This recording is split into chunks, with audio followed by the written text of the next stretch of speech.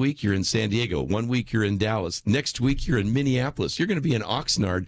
We need to take this show on the road because you've been taking your show, America Can We Talk, on the road lately.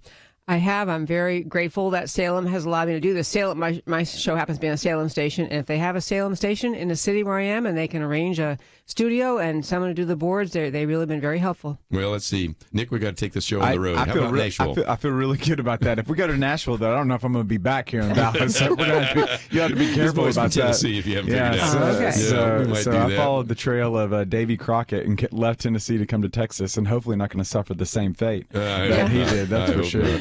We're having a lot of fun here, but let's get into something very serious, and that is the announcement by Mitch McConnell, Senate Majority Leader, on basically Monday night, Tuesday. Yesterday we talked about it briefly, but I want to get our experts here.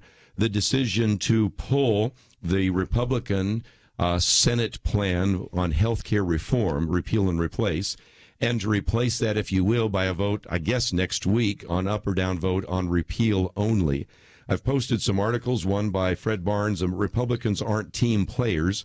So we can talk about the team, we can talk about the coach, talk about a number of other issues, but Nick, start us off. Yeah, so, I mean, for the past 7 years, we've continued to hear the refrain, repeal, repeal, repeal, repeal, with the promise that once you elect us into office, so you give us your money and you give us your vote, then we will do what we believe to be necessary. But at the end of the day, when the time came to be able to pull the trigger, the Senate failed to pull the vote. And so what I found so fascinating, and this is probably just going to be a little pedantic point, is the fact that, so David Mayhew has this book out called Congress, and in Congress he says that congressmen, their modus operandi is to continue to secure re-election. That everything that they do is simply moving towards, gearing towards re-election. And so if you just take that for what it is, and then you recognize the fact that the Senate bill had a 24% approval rating, favorability rating, and in context purposes, 56% of Americans favor root canals. And so that kind of gives you a context purpose. I thought you were going to mention Jar Jar Binks. Jar Jar Binks at 29%. So we just are, it's not viewed very favorably. That's so true. it just kind of makes sense that they wouldn't vote for this, which, again, just doesn't live up to the promises, which is not right. Right. It doesn't. I could not agree more. They're very well said. I think what's really needed in Washington right now is for a restatement by the Republican Party, both of why the broader goal is to repeal Obamacare, the shortcomings of the bill, the actual harm to Americans, to be able to parade that picture as liberals often do in trying to sell their legislation. They say, well, look at this poor person. They were misled by their insurer. It didn't cover and they had all these bills pile up, or whatever the story is. We need to tell the story of why Obamacare is so poor by stories, actual families whose income, who dad or mom lost their full-time job because of the provisions of Obamacare that didn't kick in or require employers to do it unless it's full-time. All the actual harm are families paying exorbitant premiums and exorbitant deductibles to get any insurance coverage at all. We need to tell our story better about why Obamacare has to go. But at a deeper level, there was a statement by Senator Shelley Moore, and I believe it's pronounced Capito.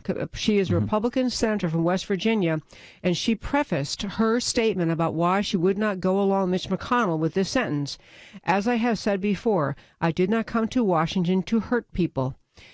She is buying into the picture that the liberals have painted of the existence of the federal government in America, that their basic job is to nanny state America, to be the protector of America. She is just utterly contrary to the founding idea, what Republican Party is supposed to stand for, which is a nation of free people pursuing the insurance products insurance company wants to create and a person wants to buy. She's buying into the very wrong role that the liberals have painted for Washington. And then from there, she can find a reason why she can't do repeal because somebody might get hurt.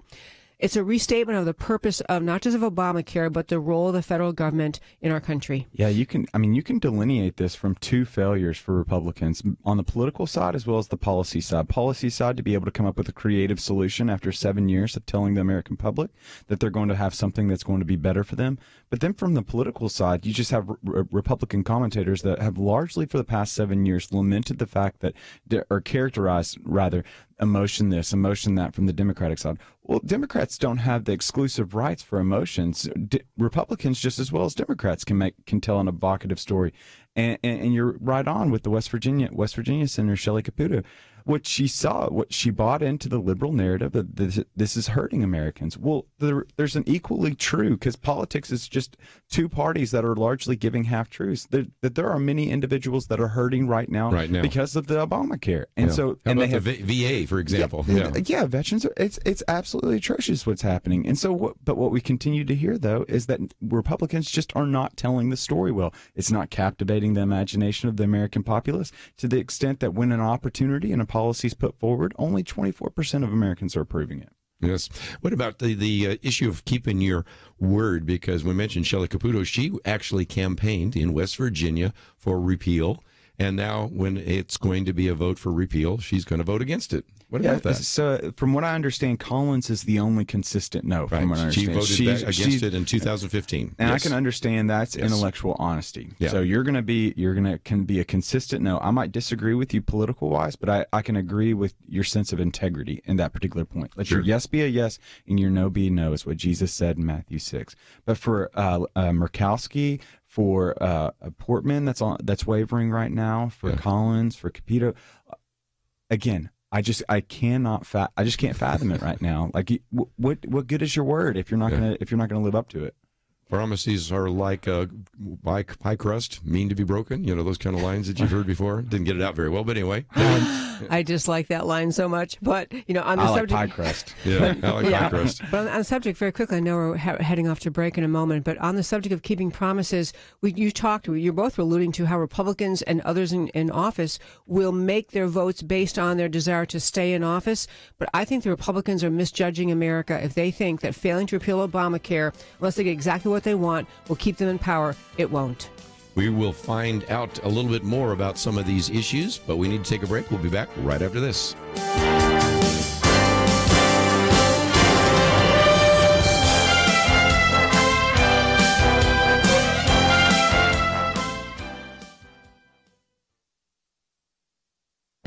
This is Viewpoints with Kirby Anderson. You know, all the talk about possible collusion with Russia sometimes obscures the need for us to think clearly about Russia. In particular, I'm talking about the leadership in Russia, not the Russian people. The Russian people may be very nice, but their leader, Vladimir Putin, is another story. Colonel Alan West asks a good question. When did Russia become a threat?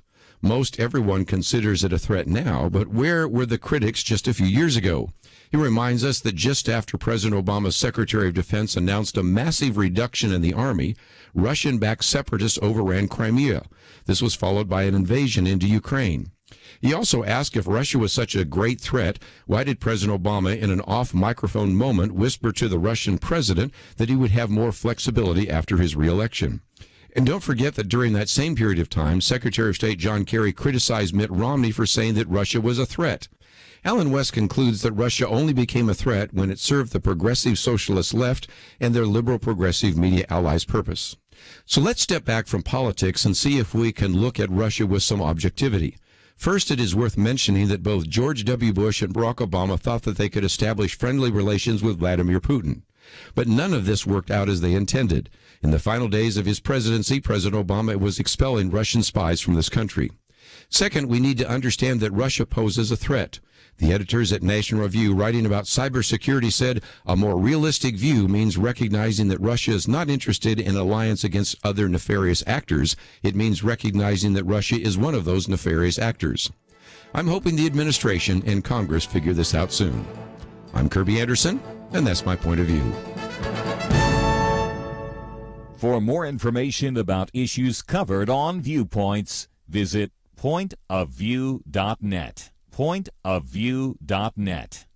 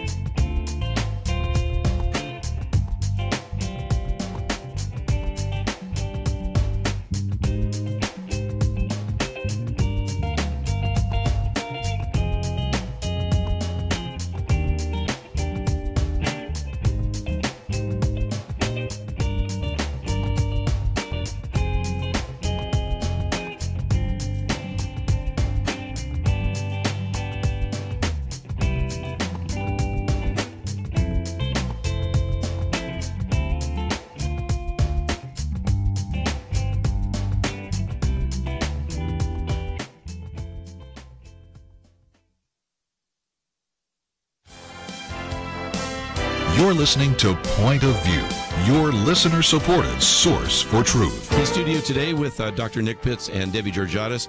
I might just mention again, Nick Pitts is with the Denison Forum. We have a link to that. We'll talk more about that before the end of the program. Debbie, of course, is the author of Ladies Can We Talk and the host of the radio program America Can We Talk. And let's for just a minute talk about this article we've posted here by Fred Barnes. Republicans aren't team players. I played basketball, and I remember that one of the things our coach used to drive into our heads was that we would have better shots if we were to pass the ball around. And we, after a while, had kind of this idea that you pass it 3 times before you take a shot, not always on a fast break. And so the idea was to build a team. When you look at this, the Democrats have done very well because, as he points out here, Chuck Schumer has all 48 members of his caucus on board with saving Obamacare. And when it was passed many years ago, I'm sure there were some Democratic senators and some Democratic members of Congress that said, I don't really think this is a very good bill, but I'll take one for the team. On the other hand, we have a problem with the team on the other side, don't we? So I don't know if I can relate with this basketball analogy simply because I lack a particular quality called talent. But nevertheless, I do think it's a great point. And again, what's so shocking to me is just how much spotlight has been given to President Trump on this. And I agree, as the leader of the party, he didn't need to be at the golf course this weekend. He needed to be in Washington. He needed to be politicking. He needed to be lobbying. He needed to be putting pressure on senators. But to a larger degree, you've got Mitch McConnell for the past 7 years that has been saying modifications to the bill. No, we're not going to touch Obamacare because when the time comes, we're going to it's all going to come to fruition and we're just going to see a significant repeal and replace. And again, when the time has come, when we're looking to the captain doesn't have everyone on the team. He's got little Nick Pittses that are running around, not knowing what they're doing. And that inevitably leads to this just significant disappointment for Republicans. It really does. And I thought when I listen to some of the stories, I feel frustrated. And I think, I don't know whether Mitch McConnell is better off really trying to arm twist and just to say, Susan Collins, you won't have any committee, any money for re-election campaign, any committee seat, any chairmanships, any committee slots. You're going to be sitting out by yourself. You can't even come. I mean, is it an arm twisting thing that would help? And the thing is, I don't think so. I think your point much earlier, Nick, was about people who go to Washington to attempt to perpetuate their presence in Washington to vote. So Susan Collins thinks in her state that people don't want to have the full repeal. She has some sensitivities about certain issues, and she's willing to stall the entire Republican Party's 8-year promise to keep her voters happy. So she's really putting herself above the Republican Party and really, I think, above the welfare of the American people who, regardless of the effort of Washington Post to concoct false polls, the American people want this thing gone. I mean, and the people who gave Trump the victory and gave Republicans the victory, they want this gone. But she and others are deciding my view is more important. So this is the thing that I'm just frustrated about from a policy standpoint is that I don't think I think there is room for improvement in the bill, and I think we can all agree that there's room for. Sure. So for the past 7 years, there's been the ability for Republicans to bring the brightest minds in the conservative ideology and the conservative movement together to try to, and healthcare experts to try to craft a bill that when the time came, they would be able to push it through. And what do we see? We just see a bill that's less than stellar that has been put together because at the end of the day, yes, we are the Republican Party and that they're party people. But also you have to remember that their highest allegiance is representing their state's constituents. They've been elected by West Virginians. And so I think Ben Sasse has done a phenomenal job of this, of continually reminding his constituents that he is a Nebraskan first. And he's representing his Nebraskan constituents. Now, that's where I think the previous 7 years would have been helpful, to bring the Capitos, to bring the Murkowskis, to bring the Collinses, to bring these individuals together to be able to meet the needs of their constituents so that as a party together, they can craft something that's better than the existing Obamacare that we have. Let me use one more basketball analogy and we'll end this. And that is when I played basketball, we didn't have a shot clock. So one of the things that many of the teams that would play us do is if they got ahead by about 10 points, they'd go into what was called a four-cornered offense, and they would just pass around. And most of the time, we figured out that was very easy to beat them, because if we knew they were not trying to score, we'd play closer to the individual. We'd intercept it. Pretty soon, 2 points. We'd put a full court press on, two more points. Pretty soon, that 10-point lead went away, and we won a lot of games. And the problem is that coach and that team weren't trying to win. They were trying not to lose.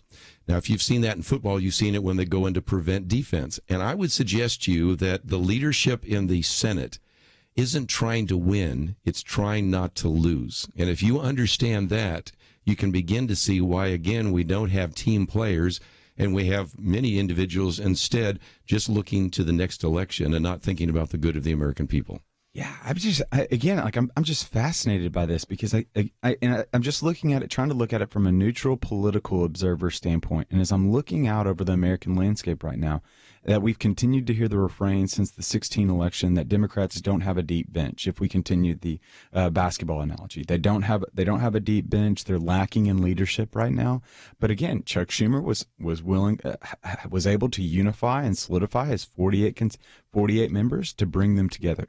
And then I think about from the Republican standpoint, you have the leader of the party is Donald Trump.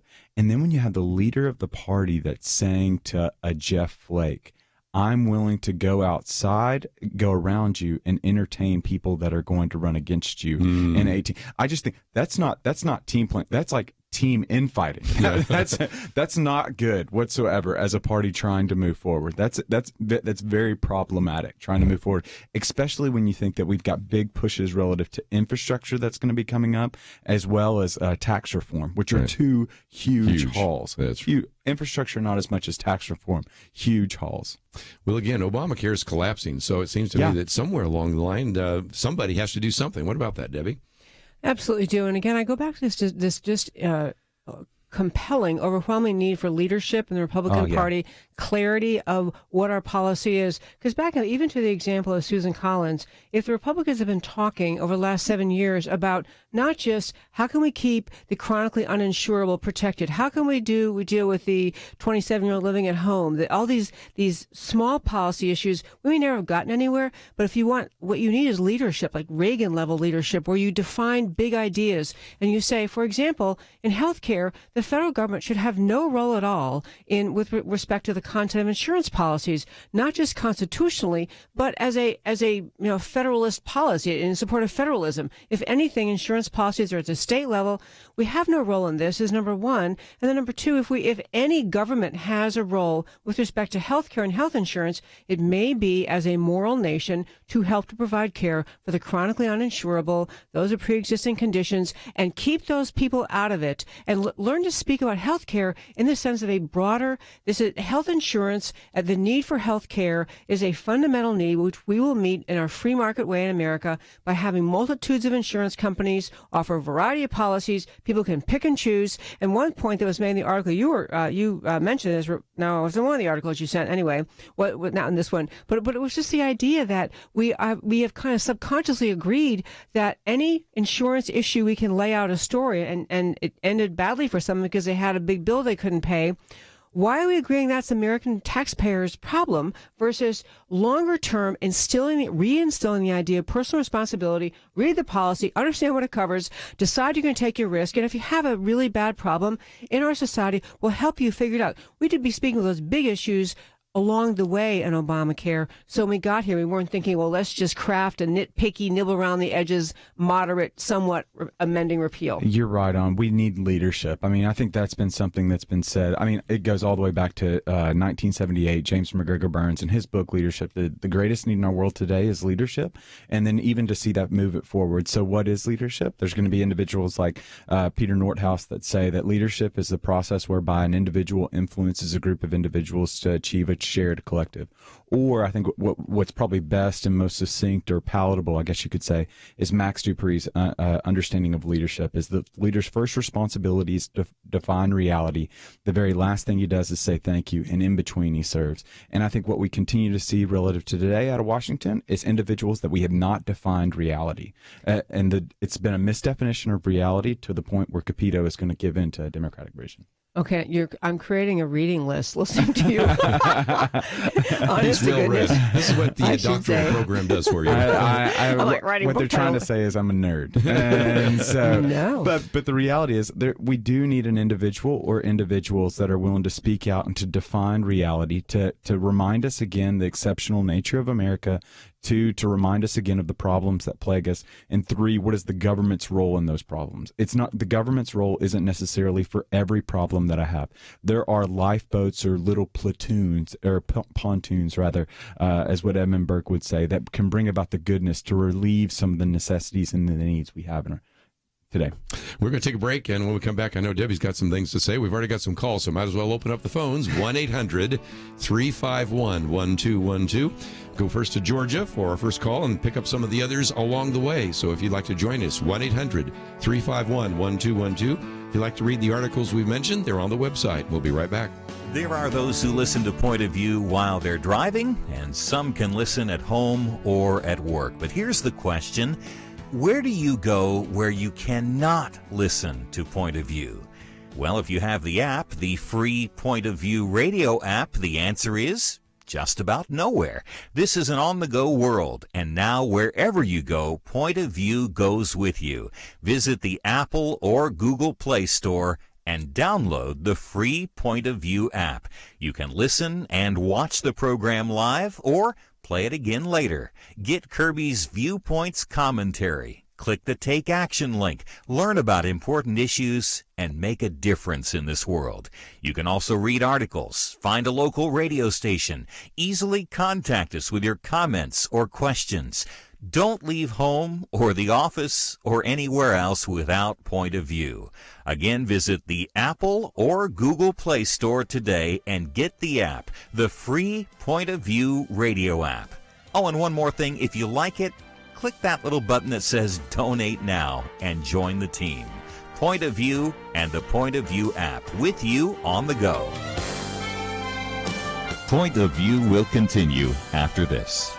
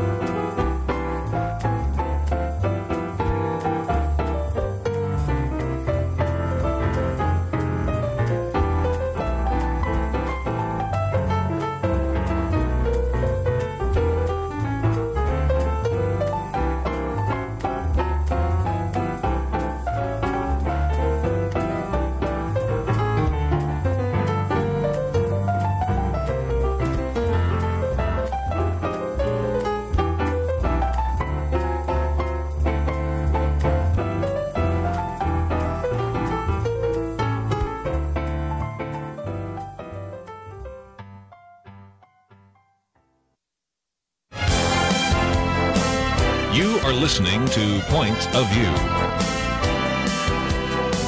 The opinions expressed on Point of View do not necessarily reflect the views of the management or staff of this station. And now, here again is Kirby Anderson. If you'd like to join our conversation, and we are getting almost a full bank of phone calls, which I'm not surprised. 1-800-351-1212.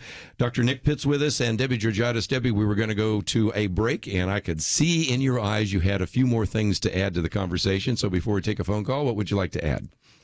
Well, we're on the subject of the Obamacare, the attempt to repeal the Obamacare bill, and I just think there's a real need for, I was saying earlier, but a real need for the Republican Party to speak up, not just about how damaging Obamacare is, but the larger issue, because this is really what underlaid, to correct my grandmother, the English teacher, would be upset. I can't think of the right past tense. Underlay the election of 2016 was a real rejection of the growing power of federal government over everything. People wanted to get rid of politicians in general.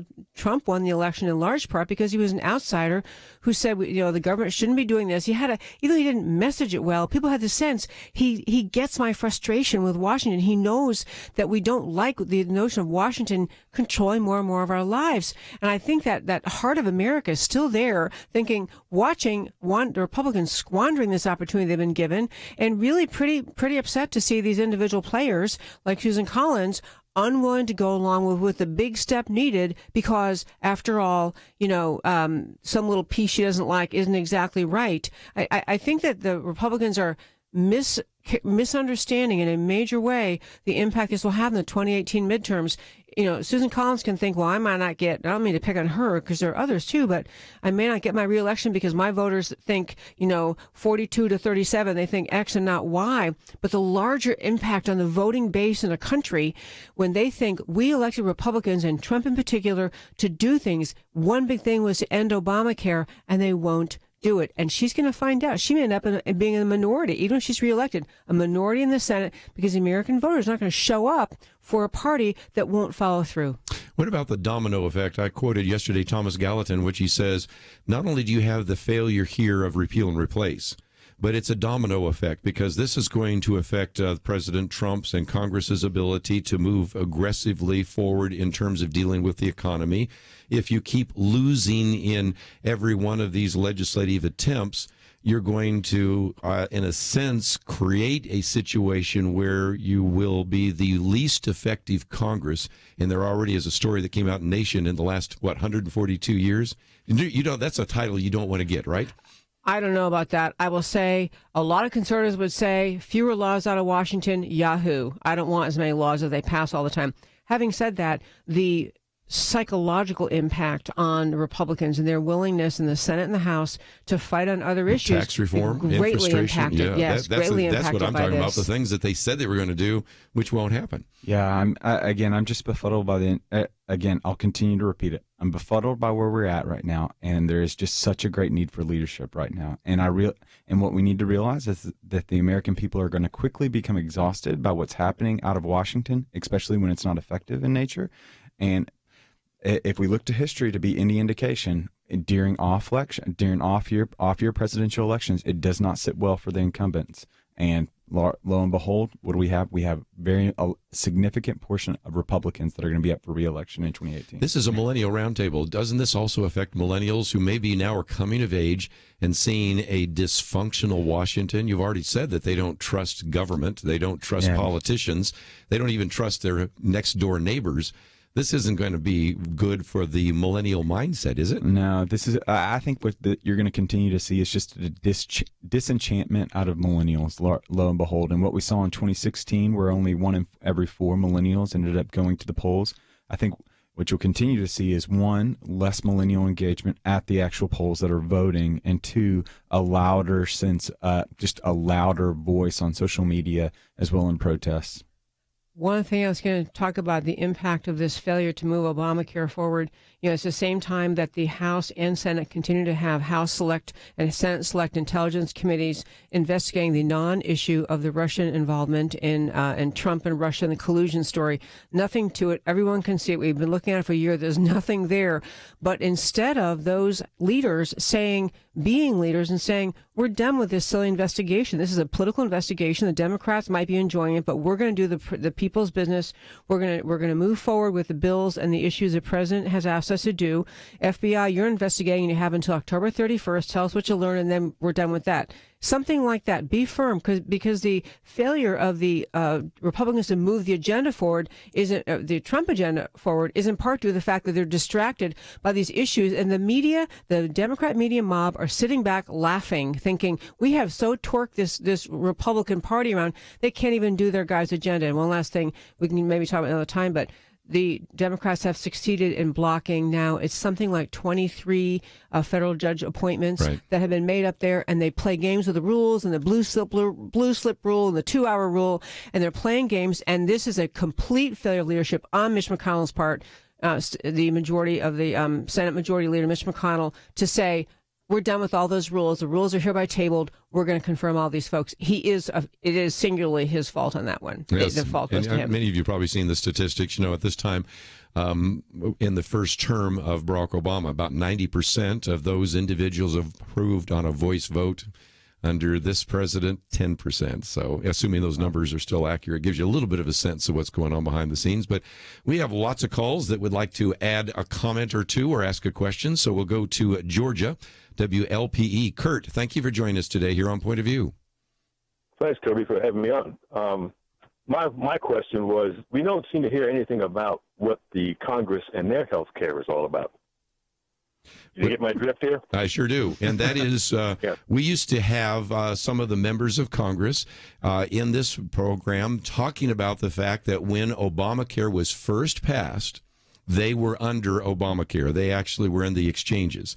But it didn't take very long for someone to find a little footnote and a little exception so that they were able to go back to their Cadillac plans. And so I think, again, I want to go around the round table. I think anybody running for Congress right now should say to the American people, I believe that I should be under the same laws as everyone else. We should not have one set of laws for the American people and a different set of laws for members of Congress. There shouldn't be one kind of health care plan that we put on the American people and we live under a different one. And I think that would be a winning strategy, because right now Congress enjoys a health care plan that only a few of us could even dream of. Yeah, so what is it from Washington's farewell address? He quotes the Psalms and say, I'm going to sit underneath the trees that I've planted. Yes. And so I think I would echo that. I would love to see Congress continue to just sit underneath the laws that they've been planted to try to figure it out.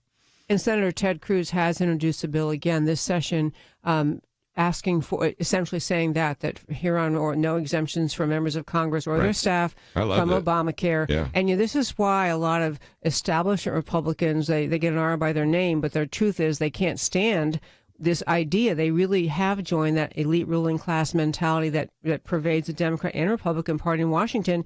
Kind of says, this is necessary for the country, but okay for thee, but not for me. And so I hope he can be successful in that. So it kind of goes back to, so if I pull it in sociological terms, you have this understanding of Maslow's hierarchy of needs. And so some people can't even fathom self-achievement, a self-fulfilling, like I want to get my identity fulfilled, because that's at the very top of the pyramid, because at the very bottom of the pyramid, what you have is just those pressing needs in order to survive.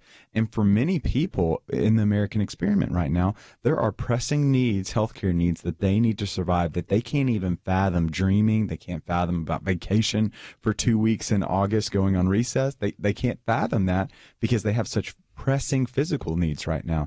And so I think it's just going to be increasingly important, and I think it would create a level of sympathy for us to better understand the opposing sides of the argument. I might just mention, we'll come back from the break, but one of our callers wants to talk about what about the working poor? Because, you think about one of the reasons we had Obamacare is the 4 Ps: price, pre-existing conditions, portability, and people, that is uninsured people.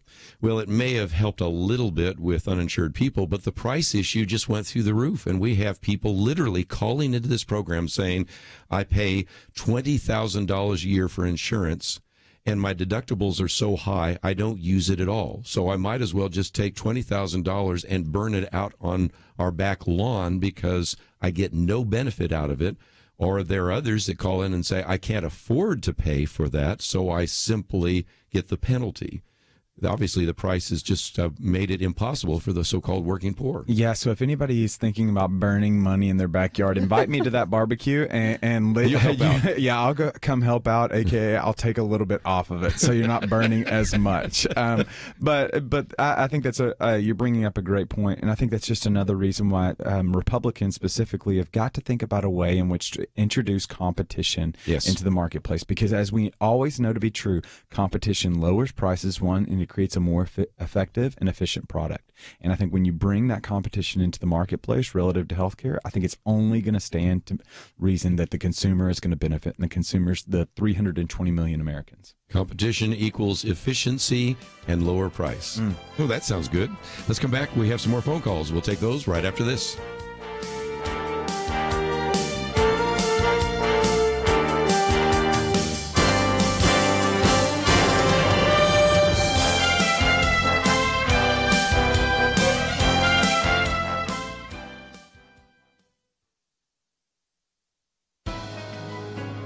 Welcome to the First Liberty Briefing. I'm Jeremy Dice. Sometimes the substantial burden on a person's religious exercise comes literally to the steps of the Supreme Court. The U.S. District Court for the District of Columbia recently dismissed a lawsuit alleging that preventing anti-war activists from demonstrating outside the Supreme Court violated the Religious Freedom Restoration Act. The activists noted in their complaint that as a post-denominational Christian and unity Christian, their religious beliefs compel protest against war. They insist on living out their spirituality through prayer vigils and peace walks, sometimes on the Supreme Court's steps. Interestingly, the court never questioned the sincerity of their beliefs, no matter how odd they may seem. Nevertheless, the court determined that RFRA did not protect their religious acts of protest. Why? Because the rule restricts, quote, only one of a multitude of means by which plaintiffs could engage in their religiously motivated activity, unquote. According to their own words, the steps of the Supreme Court are not the only place in which to exercise their beliefs.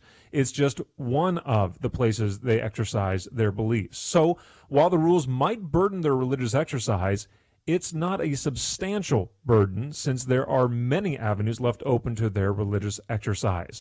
RFRA provides broad protection to those who seek to exercise their religion, even when they attempt to do so in public. This case reminds us that RFRA correctly balances that right against the legitimate needs of government to govern.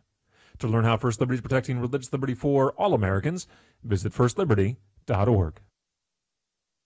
Learn more and request a free In God We Trust window cling at firstliberty.org. That's firstliberty.org. If you want hope for religious freedom, go to firstliberty.org and get your free In God We Trust window cling.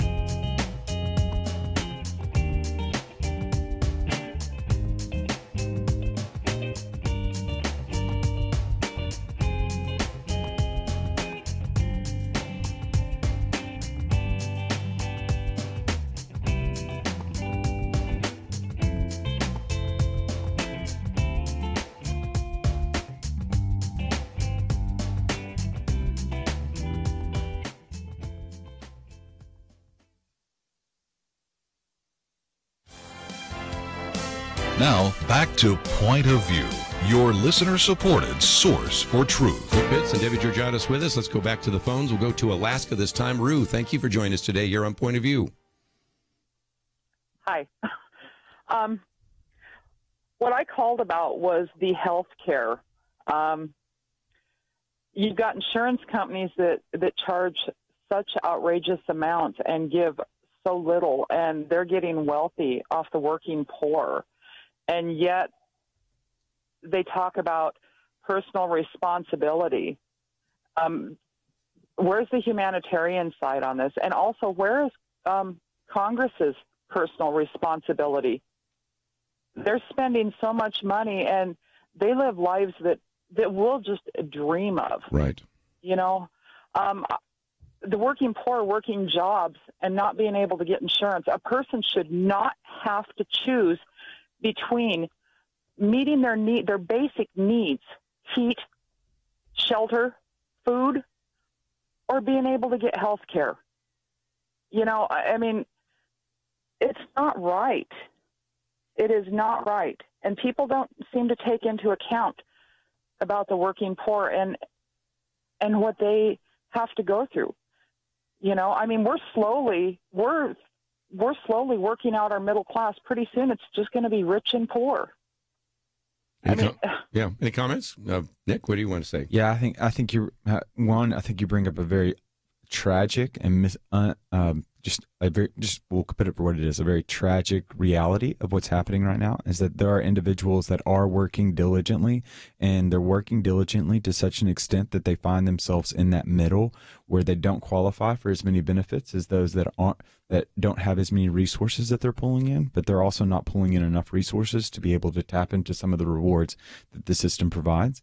And I think that's another reason why this healthcare reform has just got to be addressed. And we were talking about it over the break, that right now we're largely giving an emphasis upon insurance right now. Right. And what would it look like if we introduced some sunlight into just the simple medical care providers right now? So, for example, I know that when I go to Starbucks, I'm going to pay roughly around $4.23. I'm going to think in my mind, what type of world am I living in right now that I'm paying $4.23 for a cup of coffee that I'm going to consume in 25 minutes? And then what would my papa think of how much I'm paying for coffee? I know how much that's going to cost. I know how much it's going to cost for me to go to Dunkin' Donuts to get coffee. I know how much it's going to cost. And all those various prices are going to keep them at a particular point. Now, how much does it cost for an x-ray, for example? Not how much you're going to pay on your deductible, not how much the premium you're going to pay. How much does just an x-ray going to cost? Posted on the on the wall. We just we don't even know how much we don't know how much these procedures, we don't know how much these positions are costing. So but we're giving so much attention to the third party component, which is the insurance. Yes, insurance needs to be, right, but I feel like there are certain fundamental initiatives that we can begin to move forward to bring some sunlight into this particular issue. I wrote a commentary back in April that illustrates that point, because I took this from the Dallas Morning News and I looked at Plano, since I live in that general vicinity, and they found that if you go to one of these hospitals, a medical center, your heart bypass would cost you $241,000, about $250,000. But if you go back and look at the average for all the hospitals in that county, Collin County, it was $164,000. We're talking about almost $100,000 difference between going to this hospital and all the other hospitals in the county. Now, I can't imagine, Nick, going into an electronics store and say, I want to buy that television set. And they say, and I say, what does it cost? And they go, well, you'll find out when you check out. What? Going into a restaurant and order a meal and say, you'll find out when the bill comes. But that's exactly what is happening right now in healthcare. And again, like if you think there's certain statistics, and I wish I know specifically for here in the Dallas area that there are 3 major medical providers. There are 4 largely insurance providers. Like I just think that there needs to be sunlight here. I think there's got to be some sunlight to be able to, again, and I think the sunlight has an opportunity to create a bit of disinfectant, one, but also 2, to help bring about some competition within the world. You raised some interesting points that really have been talked about throughout the healthcare debate, and I was going to jump in and comment on a couple of them. One is that the presence for so long of health insurance and people getting health insurance through their business, or it has disassociated or disconnected the American consumer, the American citizen. Yeah, somebody else is paying for it. From the cost of things. And so, and just little examples you hear from when you go into the hospital with a senior, like my dad, we had, had Medicare coverage, very senior guy, and he had a health problem when he was at the hospital. And the surgeon, the guy at the emergency room said, well, I think he's fine now. We could do an MRI. And the thing is, the only exchange was, he said, well, it's covered by your insurance, so you might as well. And so that was not the same thing as, how much does MRI cost? What is the cost? I mean, does he really need it? Because he was kind of saying he's fine, let him go home. But since he suggested that, and that happens thousands of times a day across America, there's no connection between the cost of the service you want when you have the insurance or Medicare, the intermediary covering everything. And so I think part of the return to free market thinking in America is to have a connection between what something costs and whether you think is worth it to you. And on the subject of the insurance companies, they do make, when you look at large companies and the large amount of money they earn from premiums, but insurance companies are quitting the Obamacare exchanges because they're losing money. I mean, just because they have large numbers does not mean they are making millions of dollars. So the insurance companies are being strangled by Obamacare, and they're leaving the exchanges. So there's a lot more free market stuff, too. It looks like Kirby wants to go to some other point. Well, I was thinking the same point, though. The reason we have this is that President Obama was able to convince the insurance companies this would be in their best interest. So they made kind of this Faustian bargain, didn't they? Yes. And so that's part of it. And now all of a sudden we have this trough, and so the insurance companies want to be at the trough, the hospitals want to be at the trough. The doctor's saying, hey, where's the place for us? And most importantly, the patients and all our listeners, and back to Rue's point, the working poor are saying, I can't afford these policies because you are mandating so many things into them, whereas before I could buy a less expensive policy, it would be a skinny policy, but now I simply cannot afford to pay $1,000 a month for something I'm never going to use. I'll tell you something else. I'm so glad you raised this point about the working poor, because we could have and should have in America a system that largely the federal and state governments, beside regulating, requiring transparency and honesty, stay out of what insurance policies must cover, what policy, whether you buy one or you don't buy one. The role of government should be to help people who have pre-existing conditions or working poor, as you're describing, people who actually work and want to be able to have health care accessible to their family and for themselves. For those people, we may need to be supplementing their ability to purchase insurance with tax dollars or put them in a risk pool. There's various ways that we should deal with the working poor, but just is entirely separate from regulating the rest of us, rest of America, the majority of America who would like to purchase their own health insurance or get it through their business. As I said when this was debated many years ago, if I gave you $1 trillion and I said, okay, address these issues of price, pre-existing conditions, portability, and uninsured people, the 4 Ps, would you come up with Obamacare? And I've yet to have anybody, liberal, conservative, Republican, Democrat, say, yeah, that's exactly the plan I'd come up with. Now, I'm not sure they'd come up with the Senate one either, but the point is that we have smart people. We have lots of money, and it certainly seems to me that we've created a plan that seems to make some things actually worse rather than better. Yeah, and again, I think you bring up a great point that we haven't even touched on from a millennial standpoint, is the portability component. Of course. And this is what shocks me relative to millennials, that there should be a loud voice right now, because the average millennial is going to move 11 times in their lifetime. And those 11 moves, I can testify, what's happening in Tennessee right now is drastically different than what's happening in Texas. And it needs to be accountable for that particular point. And I need to be able to bring my insurance. I need that transferability. You should own it, yeah. And then the component about we're changing jobs all the time too. The average millennial is going to change jobs 4 times before the age of 30. Like, we're jumping around twice as much as the previous generation. So we need to be addressing these issues, because right now they're pressing issues on us. Well, we need to take a break. But again, I've said it before, your company doesn't own your car insurance, your life insurance, your house insurance, but it owns your health insurance, and that's the problem of portability. We have a lot more to cover. We'll do that right after this. A 2013 survey asked people around the world whether sex without marriage is morally wrong. Every country where more than 90% said, yes, it's morally wrong, Islamic. The worst two, tied at 6% saying it's wrong, France and Germany, the nations of Calvin and Luther. Catholic Italy, 11%. Simply sad. The United States, well, 31%. Not even 1 in 3 thinks extramarital sex is morally wrong. Our nation needs a truth team very badly. Support Point of View Radio today at pointofview.net. Set up your monthly gift by clicking the Truth Team 360 picture and then carefully follow the directions. Pointofview.net. By phone, you can give at 1-800-347-5151. 800-347-5151. Or mail that first donation to Point of View, Box 30, Dallas, Texas 75221. Box 30, Dallas 75221. Point of View will continue after this.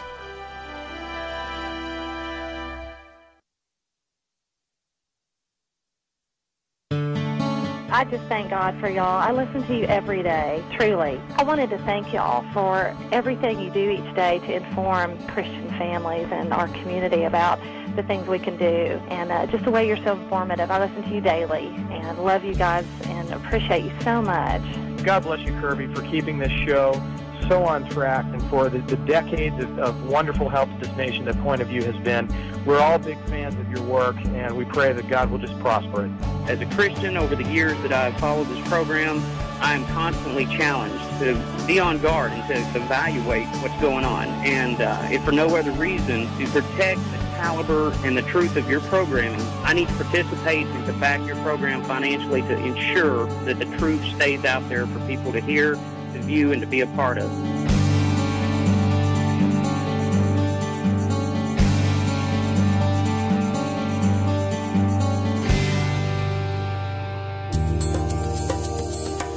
This is Point of View Radio.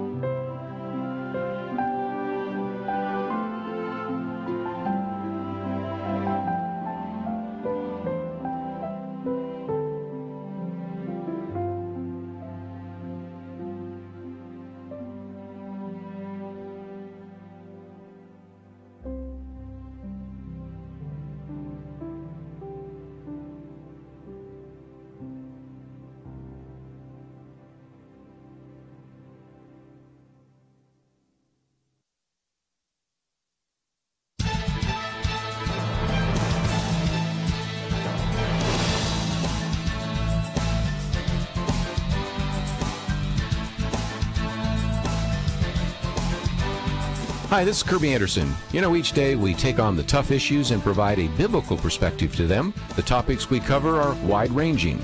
Apologetics, theology, prophecy, creation and evolution, intelligent design, marriage, family, child-rearing, the millennial generation, trends in society, politics, economics, business, religious liberty, the Constitution, public policy, foreign policy, military policy, tensions in the Middle East, abortion, homosexuality, pornography, sexual ethics, media, technology, history, and America's godly heritage. We talk about anything that affects your faith, your family, or your freedom. So don't go anywhere, because Point of View continues right now.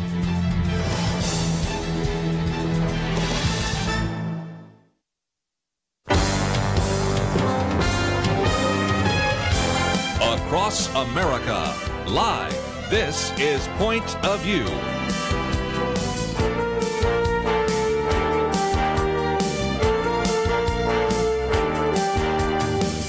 And now, Kirby Anderson. Second hour, if you would like to join our conversation, 1-800-351-1212. We'll get back to the healthcare debate and some other issues in just a minute. But one of the things we always like to do when we have interns is to bring them into the studio. And the intern that we have here has actually written an article that you will read in the next issue of the Outlook magazine. So, of course, we have Nick Pitts in studio with us, as well as Debbie Georgatos, and now Melissa Mullen. She is a student at DBU, Dallas Baptist University. Been very interested in politics and eventually would like to have a career in public relations and as a Kappa Gamma, or to mention just a few things. And one matter of fact, I remember that we had Adam Wright in studio, and his wife spoke in your sorority. So he was really excited to hear about that as well. But Melissa, welcome to Point of View. So glad to be on, Kirby. Thank you. You know, we always say that you get a really good internship at Point of View, but you got one that's even more significant because we were in the midst of moving from one studio to another. So my fear is when people ask you about the internship, you're going to say, I spent a fair amount of time moving book boxes and fair amount of time climbing under various desks and connecting various cables. Oh, you right? know what's going on my resume? Excellent, climb under desker, mover of boxes. Yeah, if nothing else, you actually know how to construct a studio. So if anybody ever needs to actually build a radio studio, this woman's actually had a chance to do that. And you know, I'm just glad that I have another millennial on. Can I just be honest right now? But Yes. we do have to qualify though, because I think we're on both ends of the millennials perspective. She's right? a little younger than so you. I have to ask the question: did you ever play Oregon Trail in elementary school? I never did, but I do know what it is. Does that count? Does that Child give me Protective Services, if you're listening right now, she has not played Oregon Trail. Unbelievable. Okay. Unbelievable. Well, we're going to talk about millennials because this is our Millennial Round Table. And Melissa, let me come to you for just a minute, because one of the things you wrote about is how Republicans can reach out to millennials, because as we look at this, millennials, first of all, aren't registered to vote in significant numbers. And when they do vote, sometimes many of them don't go to the polls, but when they do, they tend to be more aimed towards the Democratic side, towards more some of the liberal side.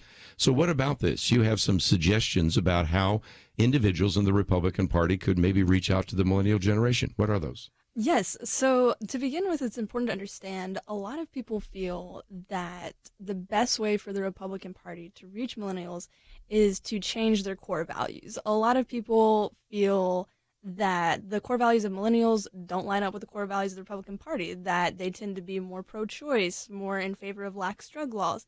But it was very interesting when I was doing research for this article, I came across a Washington Times post that indicated millennials are actually trending more Republican than the generations before them. And a lot of them actually do tend to be very pro-life, and they don't want a lot of government intrusion a lot of the times. So to me, the best way to reach out to that group rather is not to change values, but change the messaging around them. Sometimes our tone can be a little maybe out of touch with what is going on, maybe a bit harsh, a bit overbearing.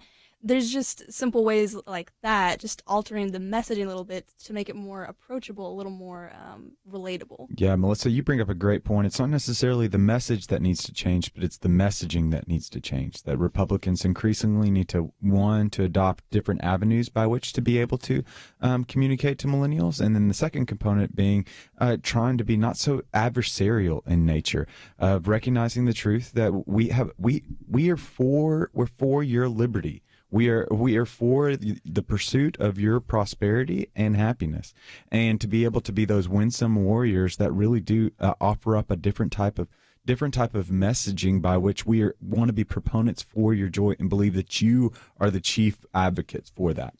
You know, one of the books we mention so often is this book that came out a number of years ago by Tom Rainer and Jess Rainer, been on the program, The Millennials. And if you look at this, it really isn't looking at their political values, but it is looking at their social values. And it does seem to me that you don't necessarily have to change your values, but you don't have to just lead with those things which are going to be unpopular with a typical millennial voter, correct? Well, exactly. And not even necessarily unpopular, but the framing is important as well. And Nick makes a great point. A lot of times Republicans have become known as the party of no. We're known for the things that we stand against. And I think it's extremely important that instead we need to start becoming known for what we're for. We're for the sanctity of life. We're for less government intrusion, things such as that. Yeah, there's also this thought, and I'm just so glad we're talking about this today, because I just think there is such a thing, as you talk about many times, of universal truth, that there are things that are true about society and about cultures, and the things I connect with, or the conservative side with, these are things that they're just truth about life, that most people actually would like to have liberty. You know, Americans want to grow up and leave college, and this notion Nick was talking about earlier, how frequently millennials change jobs. Well, we're the party that wants there to be a robust free market economy. We want to have lots of businesses starting. We want you to be able to start a business and you to be able to thrive doing it. So we're the party that want to keep your taxes low because we want you to be able to grow a business. There's a positive messaging on so many fronts, I think, that would be very appealing. Absolutely. I definitely agree. And I think we're even starting to see that a little bit more with some of our young Republicans. There was a group that I was involved with, Turning Point USA. And they are not with a specific party, but rather their whole goal is just to promote conservative values and conservative ideals. And they've really been having a lot of success. And I've even seen it among some of my friends. They're not as liberal as you would think. A lot of them actually do tend to have very conservative ideas about, about family, about social structure, about business. And so I think you make an excellent point. Yeah, I think increasingly what millennials are going to have to do, what they're going to have to continue to do, is be more than just the party that criticizes and laments particular points in society, but they're going to have to be the party that continues to put forward ideas. Yes. Now, some of those ideas need to be, we need to push back some of the regulations, and push some of those ideas need to be, we need to limit the particular segments of government, but we need to do more than just simply criticize existing structures and existing policies that have been put into place. Because when we move into that adversarial, antagonistic spot, increasingly millennials are going to turn you off because they've grown up in a world that's been broken. Right. They've grown up in a world that they've known is divorce. All they've known is corruption in the church. All they've known is a country at war. And so the Republican Party has got to be the party that continues to show that we're not just pointing out what's wrong, but we're willing to advocate for what's right. And again, that positive message, we've talked about Ben Sass a couple of times, but he's talked about it's been a long time since we've had a politician, and he says go all the way back to Reagan, that has the big vision. I think a big vision would really be attractive to millennials. Oh, don't you my think? goodness. I am completely biased right now. I'm completely biased because I spent the past 3 years studying John F. Kennedy. And I think one of the captivating things that Kennedy did in 61 is he gave us this picture that we want to go to the moon. And so he gave us this grand vision that just seems so much bigger. Reagan gave us this grand vision in 80. We've just got, where has that grand vision been today? We just haven't gotten a grand vision. And I'm not saying that there's a direct correlation to this, but I am saying that we have largely become subjective and individualistic, and we've forgotten about how we're a part of something so much bigger than ourselves. And I think now is the time for a conservative leader to stand up, to define reality, to go back to what Dupree said, and give us a vision of a more prosperous society, and and help us better understand how our skill set can lead to that need to create something better than what we're a part of. Let's take a break. We'll continue our conversation. In studio with us today, Melissa Mullen, as well as Nick Pitts and Debbie Georgatos. Let me come back and talk about capitalism and socialism, because it seems to me that some millennials think socialism is better. We'll talk about how we would message that right after this.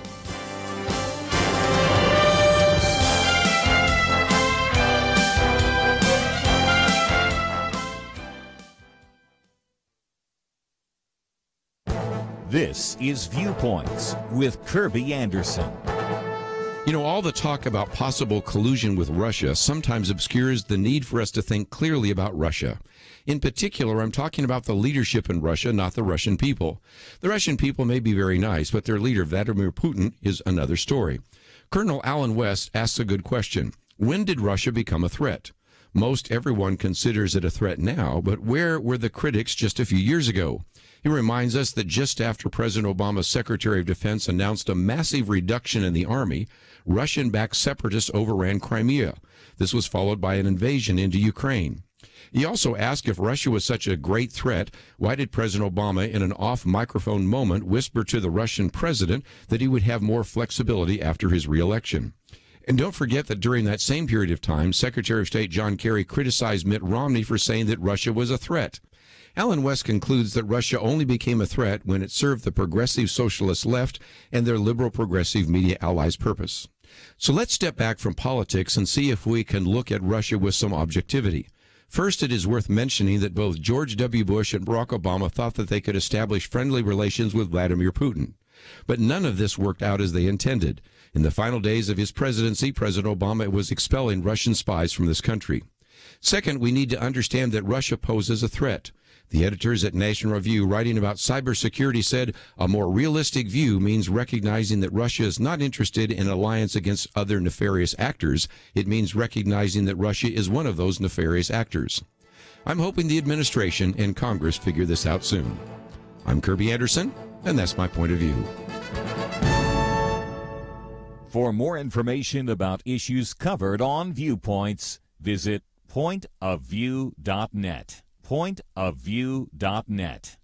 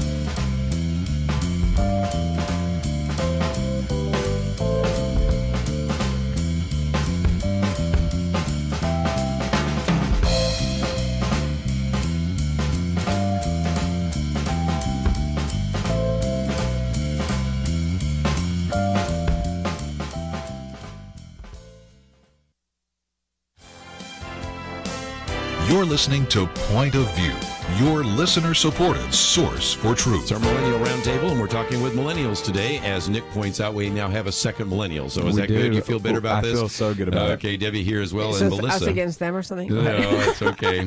And normally we have millennials, but I wanted to keep you here, Debbie, because you actually ran for the Republican Party chairperson. You know, I learned that because I was watching on MSNBC, and they were saying all sorts of things about you. Do you remember that? Yes. I'm a good person, I swear. Yeah. You really are. Just amazing. But anyway, that's another whole story. But what about this issue? We talked about politics, but Melissa, let's come back to economics, because it does seem to me that when you talk to a lot of millennials on the street, and we've had Ellie Beth do this, and we've had all sorts of other people do this as well. Certainly, there are a lot of ways in which we've done interviews and surveys, and almost always it seems that the younger generation, the millennial generation, tends to think that socialism is better than capitalism, tend to believe that we can get free health care, we can get free college education. How do you begin to message that? Do you have any thoughts? Yes, I think the first thing that you have to acknowledge is that typically younger generations do tend to favor concepts like socialism. I heard a quote once, if you're not a liberal when you're young, you have no heart. If you're not a conservative when you're older, you have no brain. And so part of that, I think, does have a little to do with life experience. But at the same time, I think, again, it goes back to what you were saying, messaging. Socialism does tend to be a little easier to message because it's this whole concept of a utopian kind of world where everyone, takes care of each other and we're all sharing. Whereas capitalism does tend to sound a little more cutthroat, a little more Darwinian, every man for himself, the strong survive kind of thing. But I think once you take a closer look at that, when you get those facts out there to people and say, hey, this capitalism really provides you much more freedom, much more personal safety and responsibility, then I think that's where you can start changing that messaging a little bit, making it a little more palatable. Yeah, sharing is caring, right? Like, I'm all for sharing is caring, especially in the school lunchroom when I was a kid, because I always didn't get good lunches. And I hope my mom's not listening right now, because she always tried to force healthy stuff on me. So I was all ready about to trade for the Twinkie. Hey, I wanted the Twinkie. Right? I wanted the gummy bears. And so, unfortunate. But Margaret Thatcher's right. The reason why socialism doesn't work is because eventually you run out of other people's money.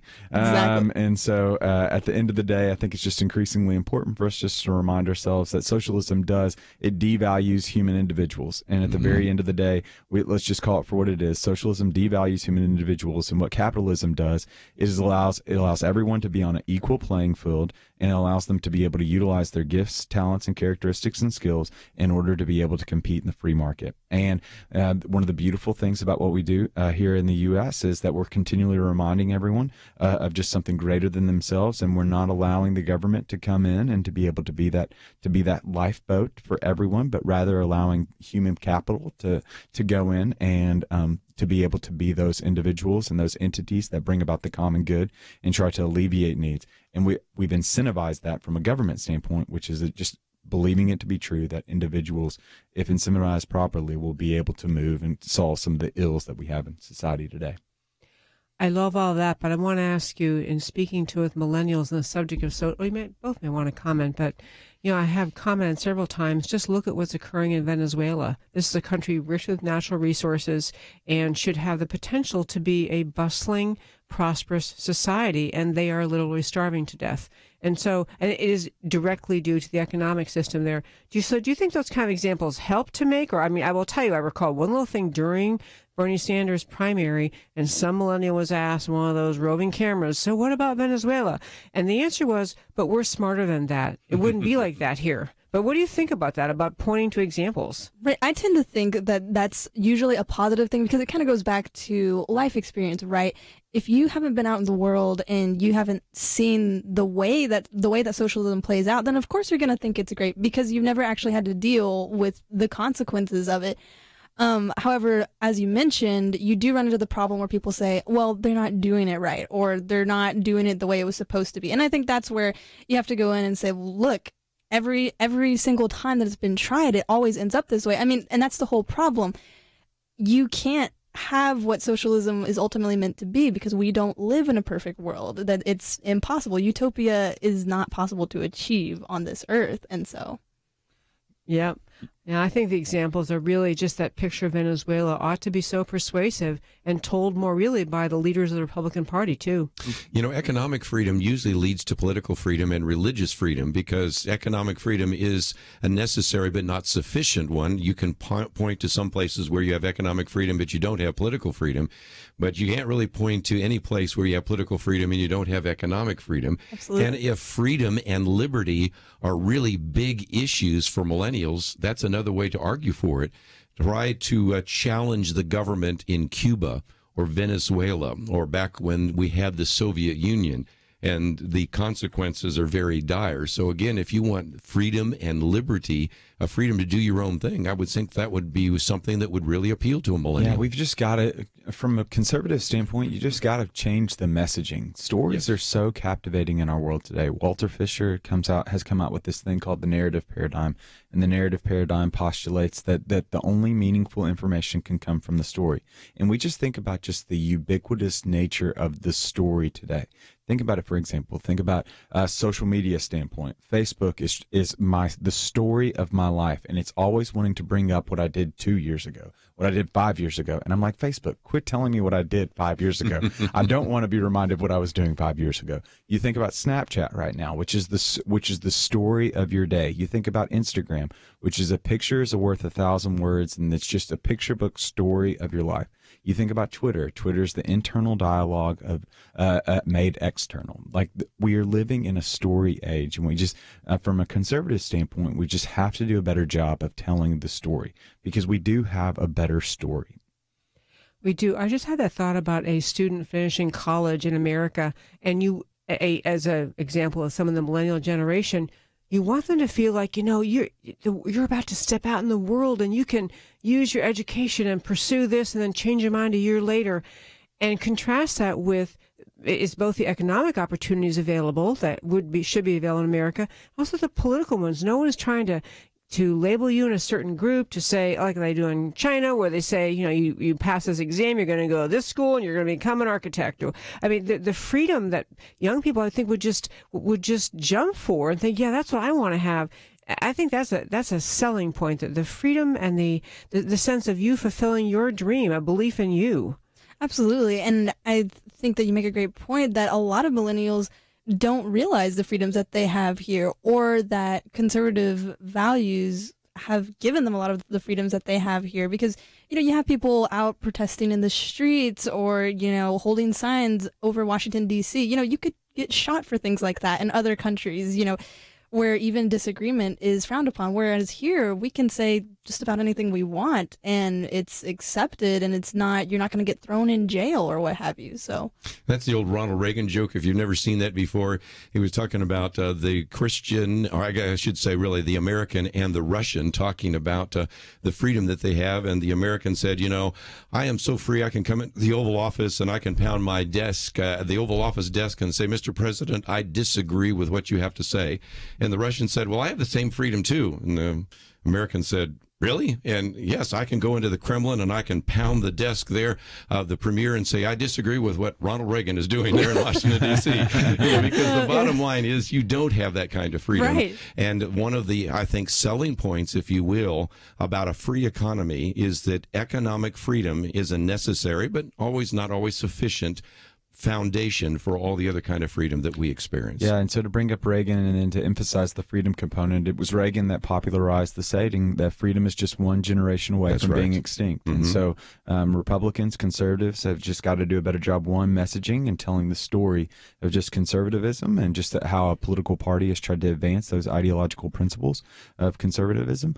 And then just to remind ourselves that really where we have this freedom and ability, there is so much prosperity that can come from it. You think about just the great needs that we have in our world today, and to have the freedom to think through and try to experiment with how can those needs be met. Like, for example, millennials largely don't want to own anything, but they want access to everything. And because of that, millennials have been leading the charge on everything from Uber to Venmo to all these. Like, there's just a beauty that comes from a free society in which we can just postulate and put forward these ideas. And if we're willing to work hard enough, inevitably success will be just right at our footsteps. Let's take a break, and we have some calls coming in. Melissa, can you stay? Because somebody might want to ask you a question. Absolutely. So, let's do this. Well, okay. If you'd like to join us, 1-800-351-1212, and perhaps you have some thoughts about how to communicate some of the ideas that we talk about here on Point of View to the millennial generation. Might mention 2 weeks from today, we're going to have in-studio guests talking about how to communicate biblical ideas to millennials and how to bring millennials to your church. Grant Skelton will be with us. Ryan Casey Waller will be with us. And, of course, we'll have Nick Pitts, and it will be a very interesting discussion as well. We'll take your phone calls right after these messages. In an age of fake news, getting good information is vital. Point of View works to bring you that each and every day. But as Diane in Arkansas illustrates, passing that information along, educating others, is something you can help with. Diane is a college professor. She influences the next generation, and she wrote, "Thank you for your informative letter. I used some of your quotes when I was teaching the Declaration of Independence in my literature class." Diane, like so many, hopefully like you, is taking what she received from Point of View in letters, online, through our app, on the air, and rebuilding truth in this post-truth culture. All of that takes a team. Join the truth team at Point of View. Find out how you can help at 1-800-347-5151. 800-347-5151. Or sign up online at pointofview.net/team. Show your commitment. Make a difference today, right now. Pointofview.net/team and 800-347-5151. Point of View will continue after this.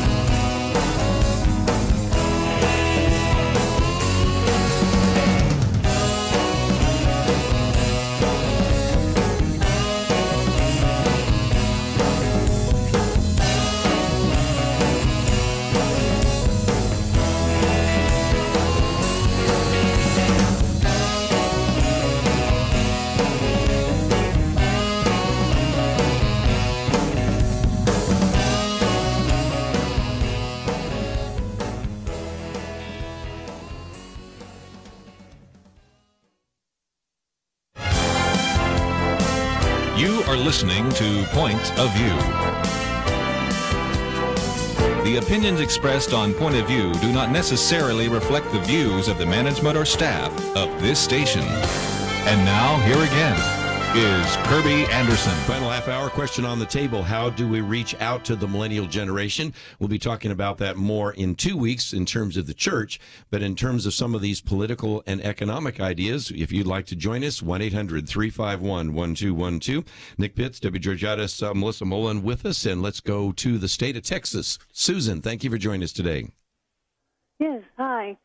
You were talking about comparison of socialism and free enterprise capitalistic system, and there seems to have developed an idea about free enterprise that may have come, I don't know, from the Japanese, thinking that it's a cutthroat elimination of your competition, and it actually is a win-win situation. When one person succeeds, other ancillary businesses succeed, and that's a benefit to everyone.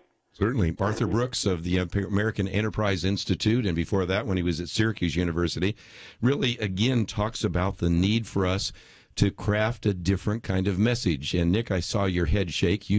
I've interviewed Arthur Brooks over the years on all of his books, but I know you've read him as well, and I think he's making the case that sometimes in messaging we don't really talk about the benefits of the free enterprise system. I completely agree. And so don't get me wrong, I love some free stuff. I will make a fool out of myself for free publicity at baseball games, right? So whenever I get the chance to get on a Jumbotron, I will do some crazy things to get on a Jumbotron. Free peeps. Free peeps. Oh, I will do some crazy things for some free peeps. Yep. What would you do for a Klondike bar? You don't want to know what I would do for a Klondike bar. So there are certain components to what we'll do for free, but again, we have the freedom to be able to act in such a way to be able to do that for free. So in essence, I'm willing to give you a little bit of my dignity and pride. So I guess it's not necessarily free. But again, I think it's just a testament to in a free economic enterprise, in a free economic system, it does allow that opportunity to be able to meet needs, one, and to be able to identify those needs, and brings out that kind of creative, intuitive spirit that's just implicit within the American experiment that I think is very helpful. Susan, I appreciate you bringing that up today.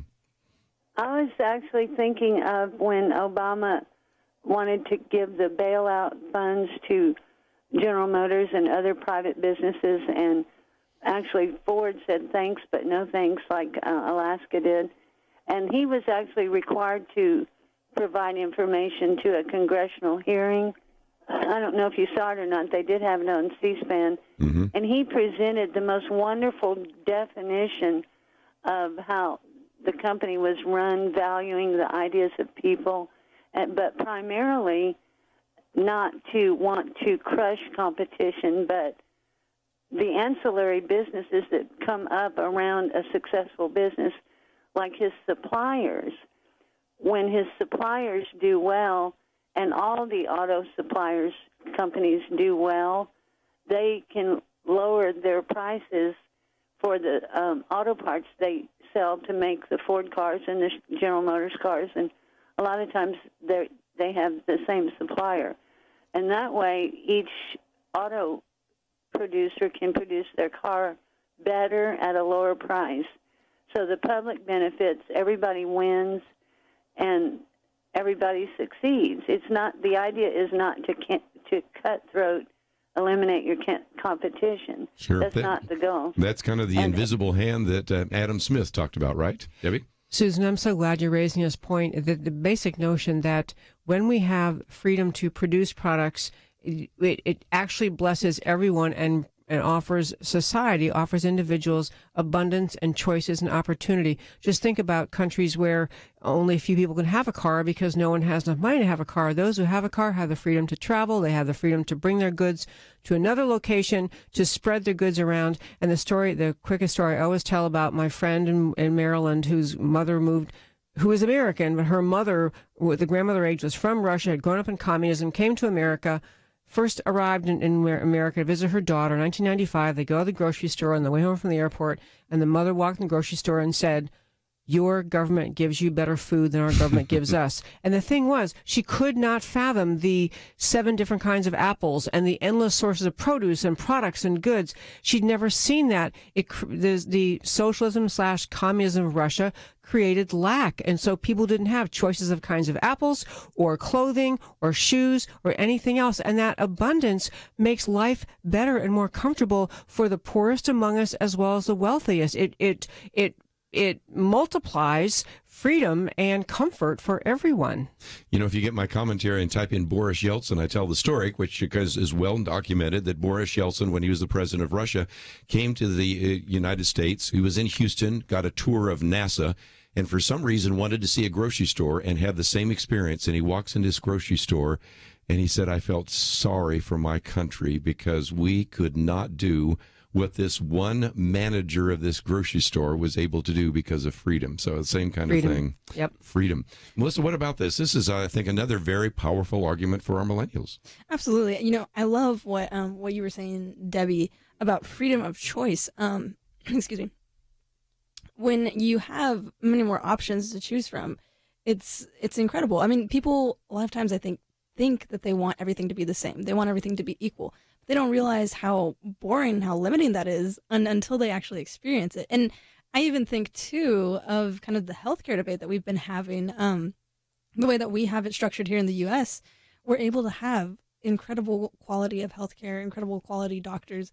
We have people flying in here, excuse me, to be able to come and receive healthcare, whereas, you know, we have in the UK the Charlie Gard case where the state is deciding, you know, the fate of this child rather than giving them the freedom of choice whether or not, you know, what procedures they want to go through with. And so I've got to hold up this book again. This is America. Actually, it was called Ladies, Can We Talk? But you have the story here of British superstar Adele, who had throat surgery. Does she go to the British Health Service? No, she goes to the United States. We have the Premier of Newfoundland, which is one of the provinces in Canada. Does he use the Canadian healthcare system? No, he comes to the United States. She's got page after page after page of stories of individuals in other countries which always love to talk about their healthcare. But when it got to be something a little more exotic, a little more serious, they didn't go and use their healthcare system that they've been lauding all those years. They got on a plane and flew to the United States. Because freedom produces quality, it produces choice, it produces abundance. You can come to America and pick from, you can interview with 10 different doctors if that's what you want to do, versus in a socialized medicine system, you're going to be directed, here's where you go, and here's what you're allowed to do. The freedom thing it's just an amazing thing that millennials who have such a spunk to them, I mean, I think you're right about it. Said in a positive way, freedom ought to be one of the basic messages. We're the party that wants you to be free. We want to provide freedom for everyone. I'm a huge peanut butter fan, and so I'm just overjoyed. Me too. I'm overjoyed when I get to go to the grocery store right now, and I get to, I mean, yeah, there's people that like crunchy peanut butter, and they have character issues, but they're free to have those character issues, and then we've got people that like smooth, and they're godly, and so I just love going to the grocery store, and I love having the opportunity to be able to choose from a plethora of different peanut butters. And then if I go to Whole Foods, if I'm feeling fancy, I go to Whole Foods and I can make my own peanut butter. Make your own peanut butter. And so I just love that innovative spirit, and that leads me towards a more prosperous nation because I'm satisfying those caloric needs that I have in my stomach. Melissa, choice is another issue for millennials, isn't it? And I think if you want choice, you want a free market, don't you? Absolutely, exactly. And that's, you know, why the Republican Party, I believe their ideas are so important, and that's why they shouldn't be changing these core ideas, these core values, because I think millennials don't realize they do have a lot in common with those values, and I think they support those ideas a lot more than they realize or want to acknowledge. Let's take a break, and when we come back, we have a little more time for a few more phone calls here, and Nick will explain a little bit more why only smooth peanut butter is the perfect choice and not crunchy peanut butter. May I ask him a peanut butter question? Okay. Of course. So do you slice up apples, Granny Smith apples, and then you have it in a bowl and you have a little bit of peanut butter with every bite? It's way too much work because I'm super lazy. Oh. And then He just two, wants a spoon. it's way too healthy. Yeah, I mean, way why too- ruin peanut butter with apples? Let's just be honest. Well, I had for breakfast. I had a cut up apple with peanut butter, and then I had 2 teaspoonfuls of peanut butter, and I walked out the door to come here. And plus, Health food. I'm from Tennessee, and so we don't with our peanut butter. It's not apples. If we're doing health, we're following after the king, which is Elvis Presley, and we're putting bananas, bananas and peanut butter. In a sandwich. In a sandwich, and then you put some honey on it to eradicate any type of health whatsoever from that banana. Just smother some honey in it, and it'll make it all right. So, Melissa, this is what you've been missing by not being on the show here. Right? So, we are going to take a break, and we have some phone calls. We will. We have one on healthcare, a couple of other issues, and so we'll take those phone calls. And if you'd like to know a little bit more about any one of our guests today or to read their articles, those are all available on our website, pointofview.net. We'll be back right after this.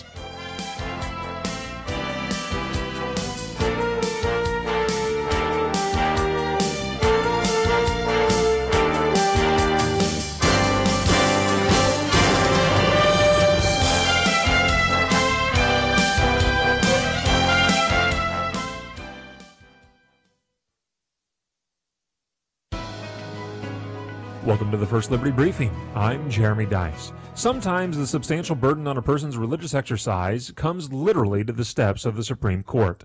The U.S. District Court for the District of Columbia recently dismissed a lawsuit alleging that preventing anti-war activists from demonstrating outside the Supreme Court violated the Religious Freedom Restoration Act. The activists noted in their complaint that as a post-denominational Christian and unity Christian, their religious beliefs compel protest against war. They insist on living out their spirituality through prayer vigils and peace walks, sometimes on the Supreme Court's steps. Interestingly, the court never questioned the sincerity of their beliefs, no matter how odd they may seem.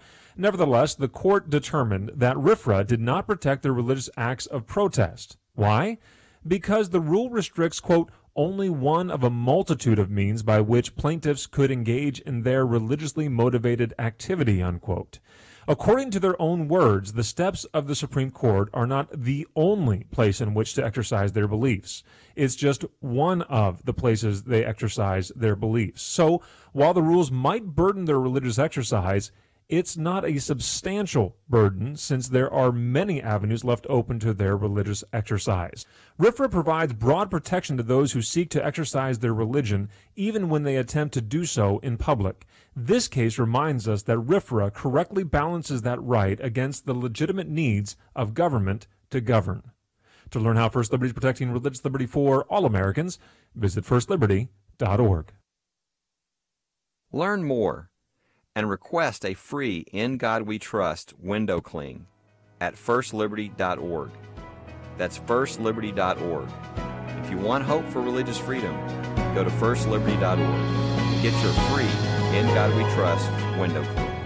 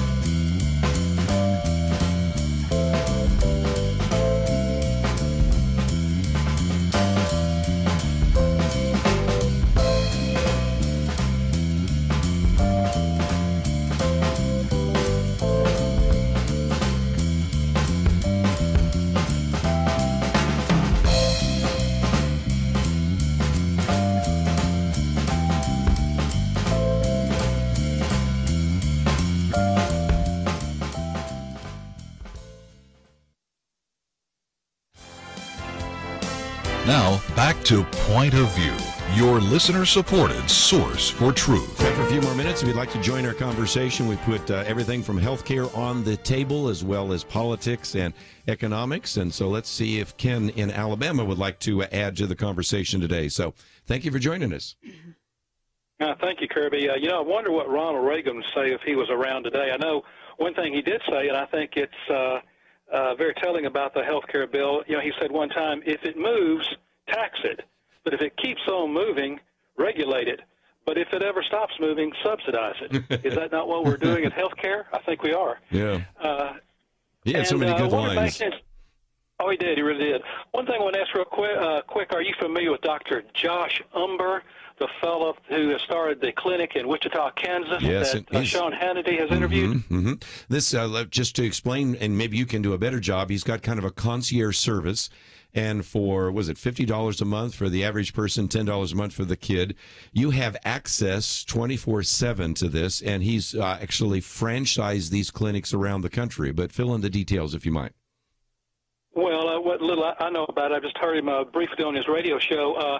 I believe he said he will do anything you need as long as it's not a heart attack or a major auto accident. Come see me, and we'll cover you for whatever that was. It's $50 or $75, I think, per month per adult.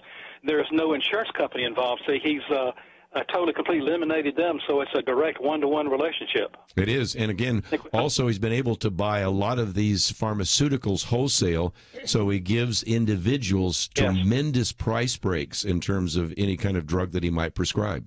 Do you know, or anyone in the round table? No, does he actually accept people who are eligible for Medicare? Does he have Medicare patients, or that's when he would not accept it? It's like insurance.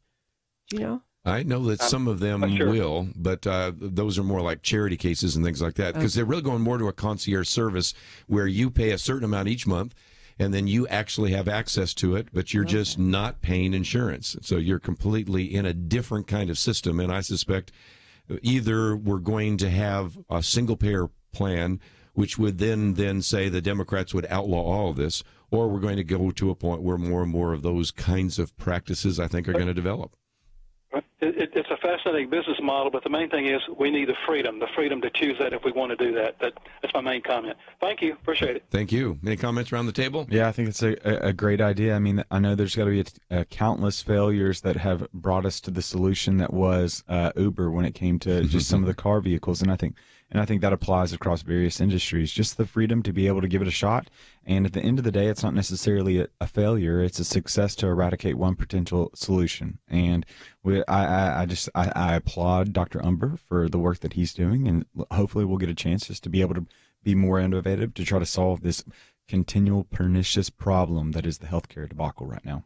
Well, he goes from Umber to Umber, so that's pretty good. Yeah. You know, you're the Uber generation of nothing else. So freedom, choice, opportunity. Again, I would think that's the kind of message for the millennial generation, don't you think? Absolutely, 100%. And this is such a great example of what freedom of choice, freedom of opportunity gives us. I mean, could you imagine if this was a more socialist or communist country? I don't really think that he would be able to have the opportunity to do that.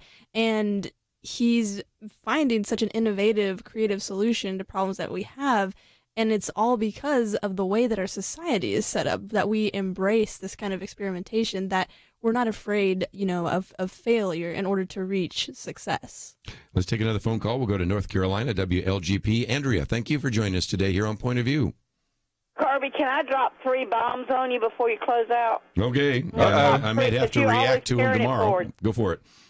Yeah, number 1, the integrity of the healthcare professionals. That means the doctors must be honest with the patients. The insurance companies must be honest with the customers. The government must be honest, blah, blah, blah. Number 2, I want to speak to the millennial issue. Adversarial attitudes don't just belong to millennials. I'm a baby boomer, but I'm not a baby boomer. I've never had kids. I'm 65, so I don't sound like I am, but I am. But I'm going to say that adversarial attitudes today they do not belong to the millennials. Number three, thank you, Kirby, so much. Thank you, Debbie. Attorney Debbie, I don't know how to pronounce your last name, sorry. I can't do it, I don't know how. But number 3 is Kirby. If Bill Gates had all the money, and Mitt Romney or whoever, or you had all the money, creating jobs or eliminate jobs, create them. How are you going to do it? Create them. They say they're going to do it, they don't do it. Create or eliminate. So I dropped 3 bombs, and thank you for hearing what I had to say. Well, again, how do you create jobs? First of all, I think some cases, I'm hearing Debbie Georgatos say you get out of the way. A little less regulation. I mean, some of the things that are multi-million, billion-dollar enterprises started in garages. But today it would be much more difficult with all these regulations, wouldn't it? Absolutely, it would. And it's been a great thing. One of the things that President Trump has been successful in doing, because he did need Congress's help, he has had, because they're not helping him, but he's had agencies that have been rolling back regulations in the arena of the environment and in other ways, where making it easier for people to start businesses. And, it's interesting. I know that the left-wing mindset would critique the idea that somehow prosperity creates jobs, and they mock the trickle-down theory. But the simple fact is, if you wanted to open a business because you love baking cookies and you want to bake cookies for a business and open a store, if there are some regulations for you to follow through and the taxes were so high, you would assess it and say, I just can't do that. And even if, there are some people who want to get a job out of school and work for someone else and get a paycheck, and that's all they want to do. But America is a very entrepreneurial country, and it has been for 200 years. Especially the last 60, 70 years. Just small businesses are employing most people in America, and those are individual entrepreneurs. And if they can grow their business, they make more money, they can employ more people. That is really the heart and soul of America's economy. And so this entrepreneurial spirit is blessed by freedom, by limited regulation and limited taxes. I completely agree. That's what differentiates America from the sundry countries that have come before us. Recognizing that our rights and our freedom doesn't come from the government, but rather our rights and freedom come from God. They are inalienable rights, and government is our shared project to be able to secure those freedoms. And government's role is to be able to restrain evil and allow prosperity and peace to be able to be sought after by the American public. And so I think that's what the differentiating factor from the project.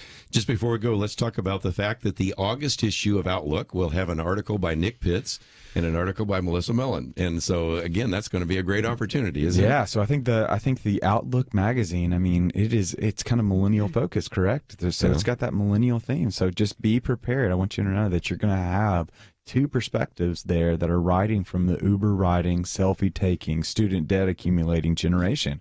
So I can't wait to be able to read Melissa's article for sure. And I've read both of them, and they really are well done. Well, I would just like to let everyone know that mine is way better. Just let's get that out there. But I was trying to be gracious here. I was trying to be gracious, but no. But you should tell your listeners, how do you get the Outlook magazine? How can they get it? And they can certainly subscribe to it, if you will, by your donation, or of course you can write to us right at Point of View. Let me just, before we run out of time, though, talk about the DenisonForum.org, what's available there. Yeah, so DenisonForum.org, you can sign up for two pieces that we kind of send out via email every morning. One is our principal, Jim Dennison, writes a commentary every morning, his daily article, which is about 500 words that tackles one particular issue and tries to give it a biblical understanding. I think it's the best minutes that you can spend in the morning. It takes about 3 minutes to be able to read through the essay. And then the daily briefing as well, which is just kind of trying to outlook what are the articles that are speaking to the spirit of the day, that reveal the spirit of the day, as well what are the articles that are driving the day, and how can I think about it from a thoughtful biblical perspective. Debbie Georgatos, AmericaCanWeTalk.org. You can listen to the program. You can find all the articles right there on our website.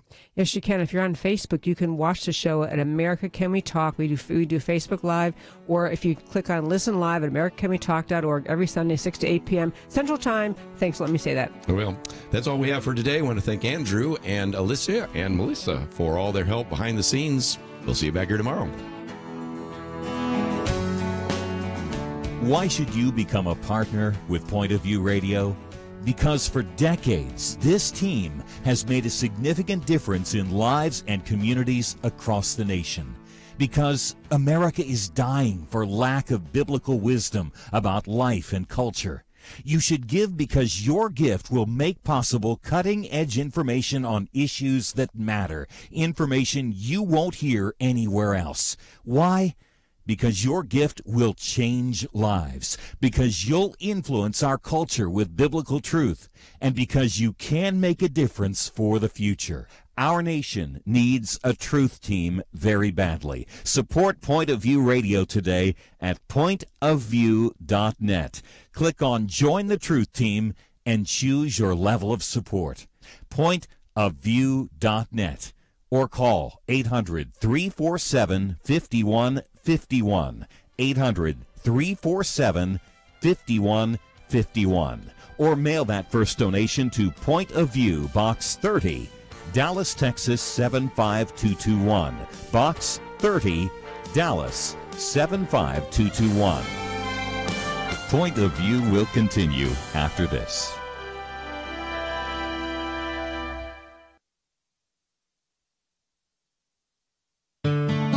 I just thank God for y'all. I listen to you every day, truly. I wanted to